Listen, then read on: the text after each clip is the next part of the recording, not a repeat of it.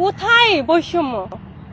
তারা না বড় বড় লেকচার ছাড়ে যে বৈষম্য হয়েছে, যে স্বাধীনভাবে কথা বলতে পারবে। আমার স্বাধীনতা কোথায়? আমি যে আজকে আমার নেত্রীর জন্য কেক কাটতে গেলাম, সেখানে যে আমি কেকটা কাটতে পারিনি, ওরা শিবিরের নেতারা আমাকে কি করেছে? অসম্মান করেছে, কেক ছুঁড়ে মেরেছে আমার গায়ে। কোথায়? আজকে দেশ কোন জায়গায় আছে বলেন আপনারা?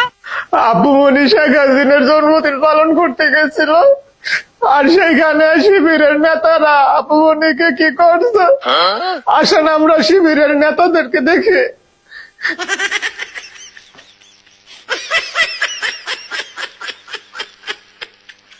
এইখানে শিবিরের নেতা কর্মী দেখেন আছে 3-4 জনের মতন আছে।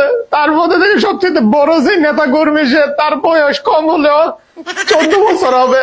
তারপর যে আছে সেটার বয়স না হলে 10 বছর, তারপর যে আছে 8 বছর, তারপর যে আছে সে না হলে 5 বছর। এত বয়স্ক লোকগুলো আপু মনিরা যাতে এরকম আচরণ করছে, তা আমি মেনে নিতে পারতেছি না। শিবিরের নেতা কর্মী এগুলো করছে, তীব্র নিন্দা জানাই আমি। 哎呦我的妈！